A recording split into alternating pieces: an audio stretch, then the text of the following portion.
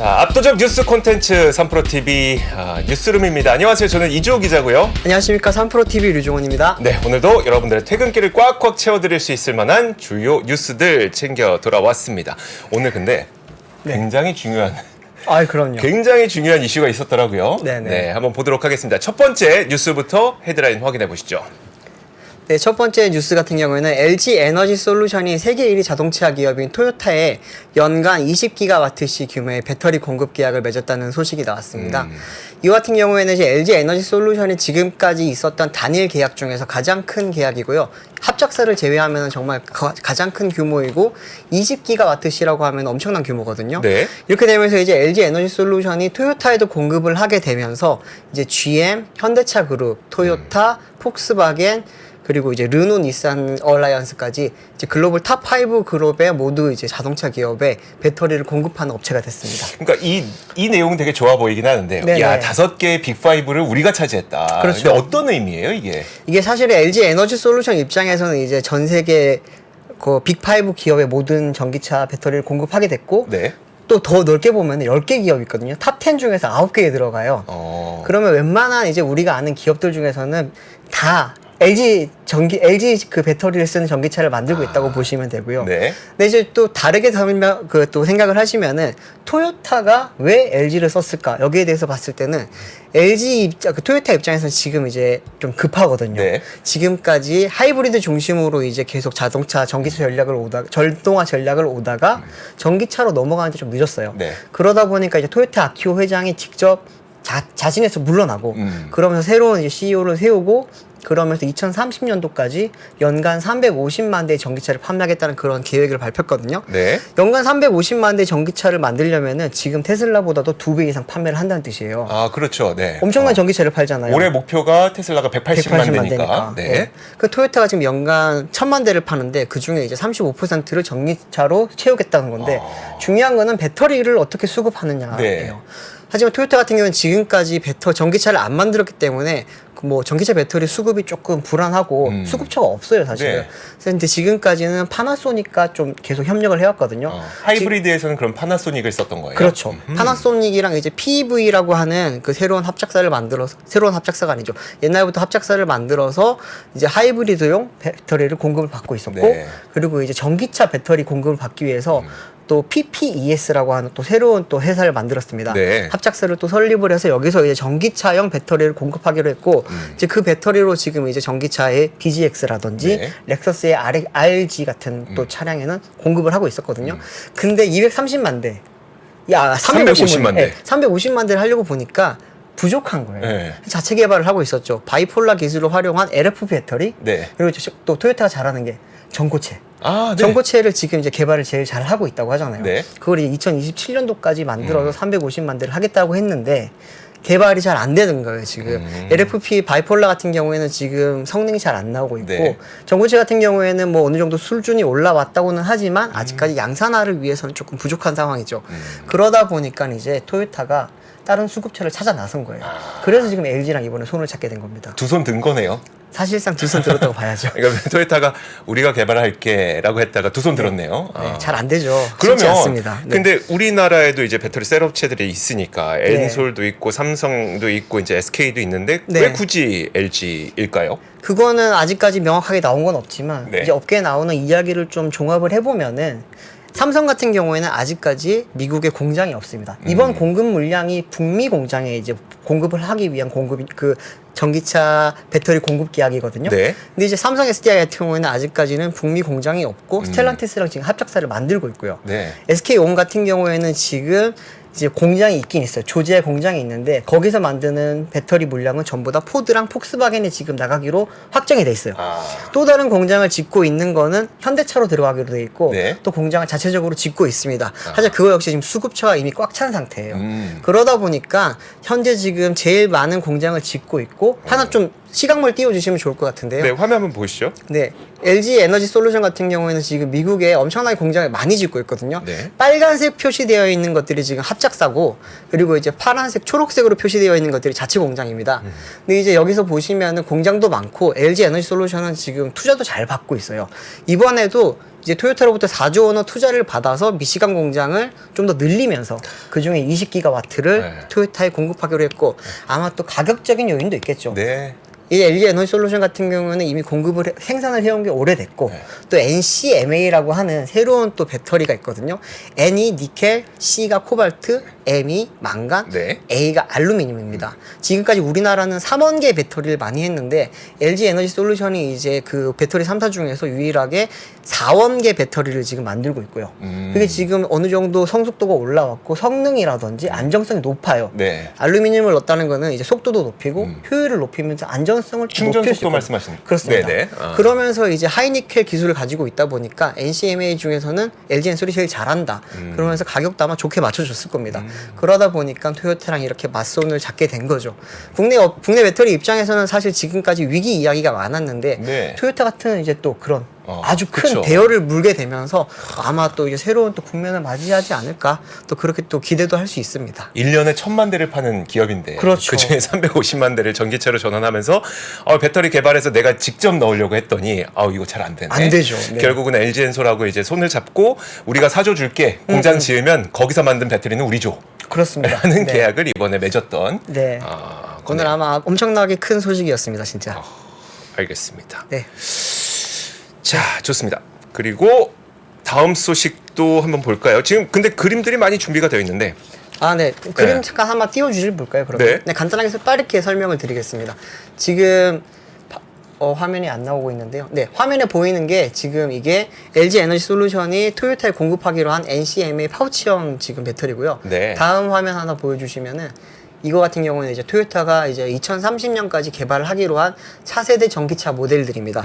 총 30종을 개발을 하기로 했는데 지금 화면에는 한 25개, 4개 정도 남아 있거든요. 네. 잘 보시면은 뭐 승용형도 있고 SUV도 있고 저 뒤에 보시면은 뭐 승합차 같은 것도 있고요. 네. 또 되게 특이한 모양이 저기 하얀색으로 오른쪽 위편에 보이실 텐데 저기 이제 뭐 앞으로 나오는 뭐 우리나라로 치면은 PBV라고 하는 플랫폼. 네. 그렇죠. 저게 사실 이 팔레트라고 하는 플랫폼을 활용한 그 모델인데 상용화 모델로 아마도 셔틀형으로 자율주행차에 사용되지 않을까 그렇게 지금 계획이 되어 있는 걸로 알고 있습니다. 자, 이런 많은 그 차량들을 계속 생산은 해야 되는데 그렇죠.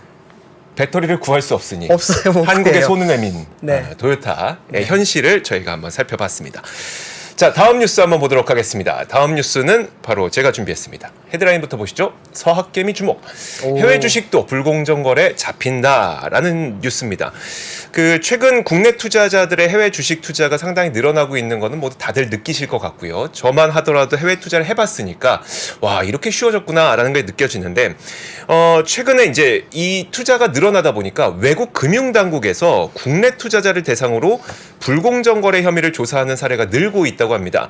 오늘 나온 자료를 보면요. 금융위와 금감원에 따르면 2020년 이후 이 외국 금융 당국이 우리나라 투자자를 조사한 사례가 31건이 적발이 됐다고 합니다.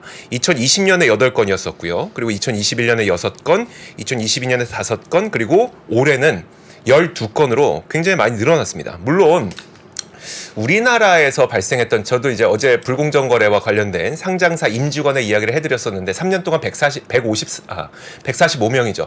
3년 동안 145명이 적발된 것보다는 좀 적긴 하지만 외국에 투자하는 이제 해외 투자하는 서학개미들조차도 불공정 거래로 이제 적발이 됐다는 것은 굉장히 좀 의미가 있을 것 같습니다. 자, 이번에 몇 가지 사례를 좀 보여줬었는데요. 그 사례집 한번 화면으로 보시죠. 일단 그 외국 금융당국이 한국에 조사 협조를 의뢰해서 적발한 결과를 보여드리도록 하겠습니다. 일본 사례인데요. 첫 번째는 그 한국 기업 중에서 일본 자회사를 갖고 있는 경우에 발생했던 사례였었는데 한국 모기업과 일본 자회사의 경영 전략 업무를 담당하던 직원이 있었고요. 그 직원이 미공개 정보를 공시하기 전에 주식을 사놓고 공시 후에 주가가 오르면 시세 차익을 거뒀습니다. 그러니까 일본에서 시세 차익을 거둔 거예요. 네. 이 모습을 보고 일본의 금융 당국이 이거 한국인 투자자 이상한데? 라고 하면서 한국에 조사를 의뢰를 했고 그 데이터를 공유함으로써 결국 이제 적발을 해내게 되는 사례입니다. 또 아래 보시는 미국 사례를 보시면요. 이건 그냥 사기 수준입니다. 그냥. 볼게요. 자, 미국에 있는 비상장 기업에 있는 직원하고 경영진이 있었는데 한국 투자자들한테 이 기업 곧 상장한다라고 해서 투자 자금을 이제 한국인들한테 모집을 했다고 합니다. 이거는 사실 뭐 나스닥에 상장을 하든 우리나라에서 비상장 기업이 상장을 하든 간에 비상장 기업으로 투자 사기로 흔히 사용되는 네. 수법 가운데 하나잖아요. 뭐 특별할 그쵸. 건 없는데 중요한 건 이거죠. 그러니까 외국 금융당국이 이상하다 생각해서 한국 금융당국에 요청하면 데이터를 공유해서 이 적발이 가능하다는 걸 보여주는 거고요. 반대로 이제 한국 금융당국도 외국의 금융당국에게 의뢰를 해서 적발한 사례도 몇 가지를 보여줬습니다. 제가 오늘 이걸 보여드린 이유는 뭐 사례도 그렇게 많지 않고 우리나라 피해자도 아닐 수 있는데 막 이런 그쵸. 생각이 가질 수도 있겠지만 네. 중요한 거는 한국과 외국의 금융당국 간의 긴밀한 협조가 이루어지고 있다는 걸 말씀드리고 싶은 거고요. 이게 금융당국 간의 양해각서가 2010년에 이미 체결이 돼서 되고 있는 상태인 거고 2023년 9월 현재 회원국이 124개국 129개 기관이라고 합니다. 그러니까 웬만하면 다 된다는 거예요. 이거 다 탈탈 털리겠네요, 사실. 웬만하면 다 잡힌다는 네. 거예요. 어느 국가든 124개국 정도면 아마 웬만하면 다 공조된다는 겁니다. 주식시장 있는 나라는 다 걸리겠는데, 그러면. 그러니까요. 네. 그리고 또 한 가지 말씀드리고 싶은 게 뭐냐면 저거죠. 그러니까 그러면 걸렸어요. 네. 어느 나라 법을 적용받느냐? 국내법인가요? 이게 아니죠. 네. 그러니까 만약에 미국의 SEC가 우리나라에 조사를 의뢰하게 되면 네. 미국 법을 저쪽을 받게 됩니다. 그리고 만약에 우리나라 기업이 해외 자회사를 갖고 있고 네. 거기서 일어나는 불공정 거래일 경우에는 국내 자본시장 법도 저쪽 받을 수도 있어요. 그래서 만약에 이게 사례에 따라서 좀 달라질 수 있는데 제가 이제 좀 취재를 하다 보니까 사례에 따라서 만약에 좀 심각한 사례일 수도 있잖아요. 그쵸. 만약에 사건이 심각하게 될 경우에는 우리나라 검찰과 재판부의 판단 아래 범죄인 인도까지도 가능한 사례가 나타날 수도 있으니까 하지 말라고요. 범죄인 인도 되면 네. 그 외국 법을 적용받기 위해서 이제 우리나라에서 미국으로 옮겨가야 되는 거잖아요. 그쵸. 범죄인 인도도 가능하다는 겁니다. 그래서 갑자기 요건 몰랐지 하지 말라고. 그렇네요. 네. 그 요건 루나 몰랐지. 코인이 갑자기 생각이 나는데 어떻게 될까요, 그러면? 그러니까 이게 네. 좀 더 빨리 됐었어야 돼. 그러니까요. 권도영은 이제 앞으로 어떻게 될지 좀 봐야겠네요. 그러니까 딱 나오네요. 권도영은. 네. 역시 네. 시청자분들 역시 네, 바로 아시네요. 자, 다음 뉴스 한번 보도록 하겠습니다. 네, 다음 뉴스는 전세 사기 피해자들이 최근에 좀 많았잖아요. 네. 그들을 이제 조금 구원해주기 위해 했던 이제 대환 대출이 있었는데 이게 좀 많이 부족하다라는 그런 비판이 많았거든요. 근데 거기에 대한 기준이 좀 완화됐다는 오늘 소식이 나왔습니다. 네. 국토교통부가 이제 오늘 5일 전세 사기 피해자들의 요구 사항을 수렴한 전세 사기 피해 지원 보완 방안을 발표를 했는데요. 저리 대환 대출 같은 경우에는 이제 기존에는 이제 연소득 부부 합산 7천만 원 이하의 경우에만 받을 수가 있었는데 이제 오늘 나온 기준을 보면은 1억 3천만 원까지 받을 수 있습니다. 제가 자료를 준비한 걸 하나 띄워주시면 좋을 것 같은데요. 네. 자료 보시면 이제 소득 기준이 기존의 부부 합산 7천만 원에서 1억 3천만 원으로 늘어났고요. 그 전세 보증금 같은 경우에는 기존에 3억까지 이제 이런 대환 대출이 가능을 했는데 앞으로는 이제 5억까지 그 전세 보증금이 5억인 집까지 이제 대환 대출을 받을 수 있게 되는 거고요. 아시겠지만 전세 대출 같은 경우에는 80%까지 받을 수 있거든요. 그렇기 때문에 3억일 때는 기존에 2억 4천만 원까지 대환 대출이 가능했습니다. 하지만 보증금 기준이 5억으로 올라가게 되면서 대출액도 4억까지 늘어나게 됐습니다.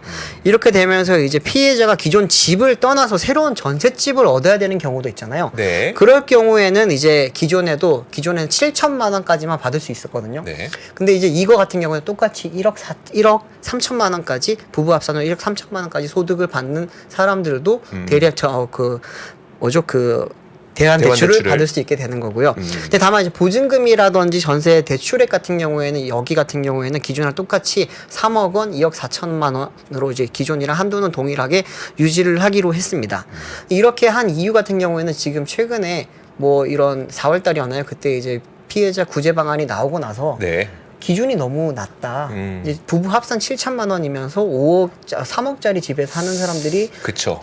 지방에는 많습니다. 네. 하지만 서울 나 수도권으로 봤을 때는 생각보다 이제 대출을 받을 수 있는 사람이 적다고 했고 네. 실제로 이제 국토부에서도 집계를 해보니까 생각보다 많이 지금 피해 보상을 못 받은 상황이었어요. 그러다 보니까 이제 국토부에서 지금 한 6개월, 한 5개월 정도 이렇게 계속 고민을 하다가 이번에 대출 이런 대환 대출 규모를 늘리기로 했습니다. 네. 또 이제 정부에서는 이제 전세 사기 피해자에 대한 법률 지원도 강화하기로 했습니다. 피해자가 이제 경매 개시를 위한 집행권원 확보와 또 이제 회생, 파산, 공인중개사에 대한 이제 손해배상 청구 등 법적 절차를 밟기를 원하면은 법률 전문가를 연계를 해서 소송을 대행하기로 또 지원해주기로 했습니다. 네. 또 정부가 이제 한 사람당 250만 원까지 법률 전문가 조력 비용을 이제 지원을 하고요. 또 그 외 소송에 필요한 인지 송달료 또 뭐 기타 실비 등은 다만 피해자가 좀 지원을 부담을 해야 될 것 같습니다. 이제 빌라왕으로 불렸던 사람 있잖아요. 이제 네. 사망을 했는데 이제 김모 씨처럼 임대인이 사망한 경우에는 이제 상속 재산 관리인 선임을 위한 심판 청구 법률 절차와 비용도 이제 정부에서 지원을 해주기로 했고요. 사망 임대인의 상속 절차가 완료되지 않았더라도 피해자가 이제 경매 등 후속 절차를 진행할 수 있도록 하기 위해서 이렇게 좀 지원을 하기로 했습니다.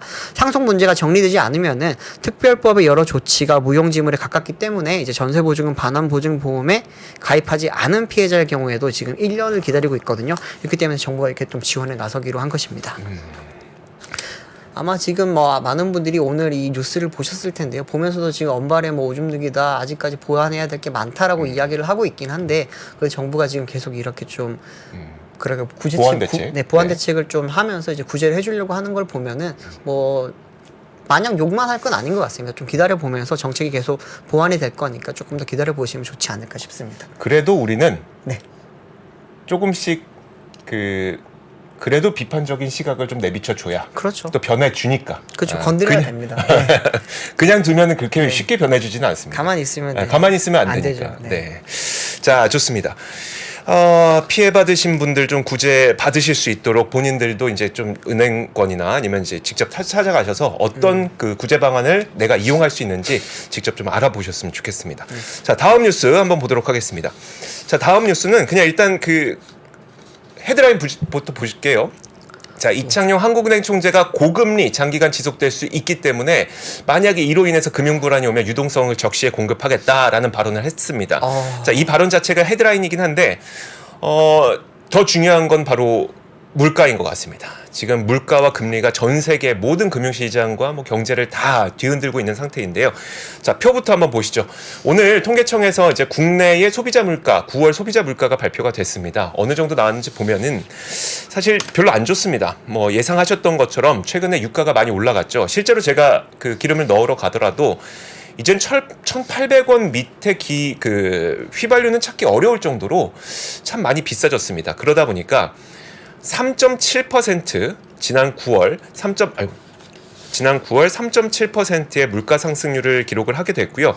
밑에 있는 그림을 보이시면 한 6%대의 고물가를 찍었던 것이 지속적인 하락세를 보이다가 지금 2달 연속 상승하는 움직임이 나타나고 있습니다. 그래서 지난 7월까지만 하더라도 2.3%로 이제는 2%대의 물가에 들어왔구나라는 생각을 했죠. 2%대의 물가에 들어오게 되면 이제 그나마 그 통화 정책을 좀 완화적으로 그러니까 긴축을 좀 멈출 수 있는 그런 단계이기 때문에 그런데 그렇지 않고 이제 8월과 9월이 되자 3.4% 그리고 3.7%까지 다시 물가가 오르게 된 겁니다. 자, 그러다 보니까 오늘 한국은행 이창용 총재가 고금리가 장기간 지속될 수 있다면서 여기에 대비해야 된다는 이야기를 오늘 한 겁니다. 이 총재의 발언을 그대로 한번 인용을 해보면요. 앞으로 높은 금리 수준이 장기간 지속될 가능성이 높은 만큼 예상치 못한 금융 불안이 발생할 수 있고 이때에는 유동성이 적시에 공급될 수 있도록 관련 제도를 잘 정비해야 되겠다라는 이야기를 한 겁니다. 이게 가지는 두 가지 의미가 저는 있다고 생각이 드는데 첫 번째는 방금 보셨던 것처럼 물가가 생각보다 빠르게 떨어지지 않을 수 있다는 게 첫 번째 의미가 될 것 같고요. 두 번째 의미는 고금리가 장기간 지속될 경우에 미국이 대응을 했던 것처럼 우리나라가 그럼 통화 정책 여력이 충분하냐를 놓고 봤을 때 그렇지 못할 가능성이 있다는 점을 이창용 총재도 직접 얘기를 한 것으로 보입니다. 일단 말씀드렸던 것처럼 이게 물가는 3.7%까지 2달 연속 상승을 했고 그리고 그 이유를 살펴보면은 국제 유가가 크게 오르다 보니까 석유류 물가가 큰 문제가 됐었던 거거든요. 사실 이번 달 석유류 물가도 4.8% 하락하긴 했어요. 그러니까 8개월 연속 하락세를 이어간 것은 맞긴 한데 네. 문제는 하락률이 줄어드니까 하락률이 줄어드니까 오히려 물가 상승에 기여를 하게 되는 그런 현상으로 가게 된 겁니다. 그래서 통계청에서도 앞으로의 물가 흐름은 국제 유가의 흐름에 좌지우지될 수 있다라는 이야기를 했는데 사실 국제 유가를 우리가 예측할 수가 없고 그렇죠. 우리가 손 쓸 수 있는 방법이 없는 거잖아요. 네. 그럼 이제 국제 유가가 만약에 정말 다시 반등해서 올라가게 됐을 때 어떻게 대응할 수 있느냐? 사실 연준은 여러분들 지난 3월 SVB 사태 때 보셨던 것처럼 재할인 창구라는 것을 통해서 한 3천억 달러 정도를 이제 급히 유동성을 사용할 수 있게끔 해줬었잖아요. 하지만 네. 우리나라에서는 아직 그런 그 수단이 좀 미흡하다는 겁니다. 그래서 최근에 그래도 논의되고 있는 거는 담보로 받을 수 있는 채권의 범위를 좀 넓혀주겠다는 취지의 발언을 하긴 했었죠. 그래서 뭐 지방채라든지 우량 회사채라든지 이런 것들까지 우리가 담보로 인정을 해줄게라는 발표를 했던 만큼 이런 여러 가지 대응책이 좀 필요하다는 이야기를 하는 총재가 한 것이고요. 결국은 연준의 higher for longer 네. 하는도 마찬가지 기조다. 아, 라는 거를 좀 말씀을 드리고 싶습니다. 계속 고물가 고금리가 좀 이어질 수밖에 없겠네요. 네, 그러면은. 그러니까요. 아, 정말 요즘 주유소 갈 때마다 정말 힘든데 예, 네, 앞으로도 좀 한동안 이렇게 좀 어려움을 좀 각오를 해야 될 것 같네요. 그러니까요. 네. 자, 다음 뉴스 보도록 하겠습니다. 네, 다음 뉴스는 일본 맥주 수입이 최근에 늘었다 이야기가 많았는데 이제 일본 맥주의 대명사인 아사히 맥주가 7월 달에 국내 시장에서 이제 카스, 테라에 이어서 이제 매출 3위를 기록을 했다고 합니다. 이 같은 경우에 이제 오늘 발표가 나왔는데요. 한국농수산식품유통공사에서 이제 식품산업통계의 정보에 따르면은 7월 아사히 맥주 소매점 매출이 277억 6천만 원으로 이제 맥주 브랜드 중에서 세 번째로 많았다고 합니다. 이제 작년 같은 경우에는 이제 국내 맥주 시장에서 이제 아사히가 소매점 매출 기준 10위권 밖에 있었어요. 네. 그런데 올해 3월에 이제 3월 달에 9위로 올라왔고 이제 7월 달에는 3위로 올라선 것입니다. 이제 가장 큰 요인 같은 경우에는 최근에 되게 유행을 많이 했던 건데 아사히 슈퍼드라이 생맥주라고 하는 게 있거든요. 저 압니다. 네, 큰 거 아시죠? 네. 그 약간 참치캔처럼 따는데 네네. 열고 나서 손을 이렇게 잡고 있으면 그 거품 올라오는. 네, 거품이 이게 뽀글뽀글 빵처럼 올라오잖아요. 네. 최근 SNS라든지 이런 걸 통해서 많이 좀 확산이 되면서 유행처럼 번져나갔는데 그게 이번에 아사히의 그런 이제 매출 증가에 가장 큰 요인으로 좀 작용하지 않았을까라는 분석이 있고요. 실제로 이제 7월 달에 같은 경우는 맥주의 일본 맥주 수입량이 급증을 하면서 동월 기준 사상 최대치를 기록을 했습니다. 네. 관세청 무역 통계에 따르면은 7월 일본 맥주 수입량이 이제 지난해 같은 달보다도 239% 증가한 7,985톤으로 집계를 됐고요. 네. 올해 이제 1월부터 8월 때까지 누적으로 봤을 때도 일본 수입 맥주량이 상당히 많았거든요. 이 같은 경우에는 누적 수입량이 36,574톤으로 전체 맥주 수입량의 21.9%를 차지를 했습니다. 일본 맥주는 이제 중국이 이제 32,153톤, 네덜란드 29,243톤을 넘어서 이제 1위 자리를 이번에 탈환을 했는데요. 네. 잘 기억해 보시면 2019년도 때 이제 일본이 이제 화이트리스트 발표하고 무역 장벽하면서 네. 이제 노제팬이 우리나라가 좀 운동이 많았잖아요. 그랬죠. 그러면서 오랫동안 이제 아사히 맥주라든지 다른 일본 맥주들이 이제 국내 소매점 기준 매출 하위권에 있었어요. 근데 그러다가 이제 최근에 노제팬도 조금씩 없어지고 또 이런 또 새로운 또 이제 신제품이 나오니까 오히려 요즘엔 칩4 동맹이잖아요. 그렇죠. 네. 뭐 외교 지금 기조도 많이 바뀌고 있고 네. 그러다 보니까 아마 좀 달라지는 것 같고요. 이런 노제팬 같은 경우에는 자동차 시장에서도 지금 사실 좀 드러나고 있거든요. 네. 자동차 시장에서 하면은 이제 우리나라 같은 경우에는 뭐 혼다 그리고 토요타, 렉서스 이런 차들이 들어오고 있는데 한국 수입 자동차 협회 지금 자료를 한번 제가 찾아보니까 이제 올 들어 8월 달까지 1월부터 8월까지 누적 일본 차의 국내 판매량이 이제 15,171대를 기록을 하면서 전년 동기 대비 44.1%를 증가를 했습니다. 이제 토요타가 27.3% 성장을 했고 렉서스 같은 경우에는 123.7% 증가를 했습니다. 네. 안 그래도 많이 보이는데요. 그렇죠. 같은 기간에 이제 올해 수입차 전체 시장이 좀 안 좋았거든요. 네. 전년 동기 대비 0.6% 축소한 175,177대로 이제 수입차 시장은 조금 줄었는데 같은 기간에 이제 일본차 시장은 좀 더 커진 거죠. 이거 보면 노제팬이 정말 점점 없어지고 있다라는 게 좀 실감이 되는 것 같아요. 맥주는 그렇다 치고 네네. 자동차는 환율 때문인가요? 환율 영향도 있고요. 그리고 이제 좀 약간 실제로 이미지 자체가 네. 우리 자동차는 이미지가 중요한데 노제팬이라고 하면은 예전에 좀 약간 나쁜 이미지를 많이 받았거든요. 네. 근데 그래서 이제 샤이였던 고객들이 다시 나타나고 있다라고 볼 수 있고요. 또 최근에 하이브리드가 좀 인기를 많이 얻고 있잖아요. 네. 그러면서 일본 차들이 하이브리드가 좋다 보니까 그쪽으로 좀 고객들이 많이 몰려가고 있다라는 그런 분석도 있습니다. 알겠습니다. 자, 일본 제품들이 속속 들어오고 있고 자동차뿐만 아니라 맥주 시장도 참 네, 뭐 무려 동맹이라고 해야 될지. 그러게 말입니다. 좋습니다. 어쨌든 이제 정세는 많이 바뀐 거를 우리가 좀 확인을 하고 있는 상태니까요. 네네. 자, 이제 다음으로 단신 몇 가지 한번 소개해 드리도록 하겠습니다. 첫 번째 단신은 유류세 인하. 연말까지 추가 연장될 듯 하다는 이야기인데요. 어떤 내용일까요? 예, 방금 전에 계속 이제 이주호 기자께서 뭐 물가라든지 금리 이야기를 하시면서 유류세 기름값 이야기를 잠깐 하셨는데 네. 기름값이 최근에 높다 보니까 정부에서도 지금 유류세 인하를 지금 몰수하는 거를 지금 조금 부담을 많이 느끼고 있습니다. 그러다 보니까 추경호 이제 부총리 겸 이제 기획재정부 장관이 오늘 이제 기자간담회를 열고 10월 말까지 연장한 유류세 인하 그리고 경유 유가 연동 보조금과 관련해서는 현재 국제유가 강세가 수그러들지 않으면은 2개월 정도 말 그대로 이제 연말까지 이제 연장 조치를 조금 적극적으로 검토하겠다고 밝혔습니다. 근데 당시에 제가 표를 하나 준비한 게 있는데요. 네. 유류세 인하 연장 자체가 원래는 8월 달에 이제 일몰하기로 되어 있었는데 이게 10월까지 조금 미뤄졌고 다시 연장이 되면서 12월까지 이어질 수 있다는 거고요. 잘 보시면 이제 휘발유 같은 경우는 현재 이제 615원, 경유 같은 경우는 369원, LPG 부탄은 130원에 지금 유류세 인하를 지금 받고 있거든요.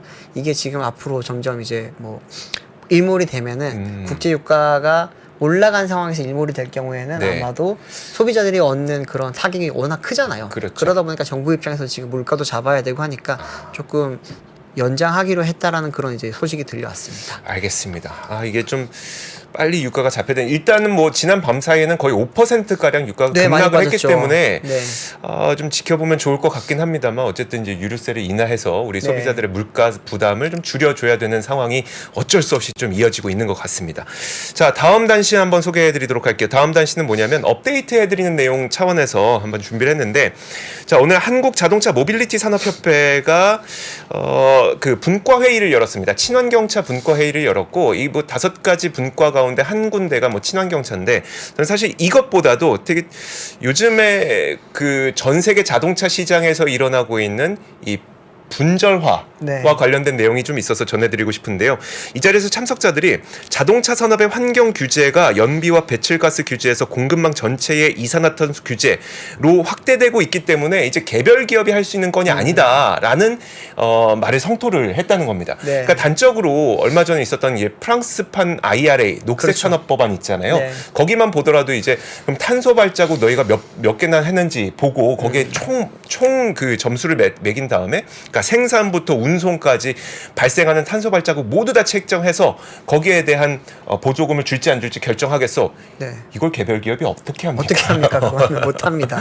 못하니까 그럼 그걸 측정할 수 있는 이제 전체적인 아웃라인을 좀 만들어 달라고 이제 업계에서 얘기를 하고 있는 것이기 때문에 사실 이 부분은 개별 기업이 대응할 수 없어서 사실 어떻게 보면 뭐 업계와 정부 측에서 좀 나서줘서 네. 생산할 땐 얼만큼, 운송할 땐 얼만큼, 부품은 얼만큼 이런 탄소 발자국을 다 측정할 수 있는 그런 시스템을 좀 만들어야 될 것 같습니다. 산업부에서도 오늘 여기에 대한 화답을 줬죠. 이제 네. 앞으로 정부에서도 그 부분을 조금 챙기겠다라고 산업부 쪽에서 오늘 발표가 나왔고, 아마 그 부분은 이 정부만 할 수도 없고 업체만 할 수도 없어요. 네. 같이 해야 되는 부분이고 또 외교적인 부분도 들어가야 되기 때문에 네. 아마 좀 잘 풀어나가야 되지 않을까 싶습니다. 자, 그렇습니다. 오늘 저희가 여러분들 퇴근길을 챙겨드리기 위한 주요 뉴스들은 여기까지 하도록 하겠고요. 3프로 뉴스룸 내일 같은 시간에 오도록 하겠습니다. 고맙습니다. 외환위기 오는 거 아니에요? 금융위기 오는 거 아니에요? 이런 질문들을 좀 굉장히 많이 받았었습니다. 탐욕이 되게 강했을 때 위험자산으로서의 극단적인 쏠림이 나타나고, 공포감이 극에 달했을 때 안전자산으로서의 극단적인 쏠림이 나타나거든요. 과거의 일이 미래에 똑같이 일어난다 이건 아니지만 그때 당시에 위기 상황에서는 어떤 공통점들이 있었는지를 보면서 우리가 대비를 하는 방법도 고민해 볼 수 있고요. 과거를 제대로 이해하는 순간 위기의 실체가 드러납니다. 오건영의 현실 경제 이야기를 서점에서 만나보세요.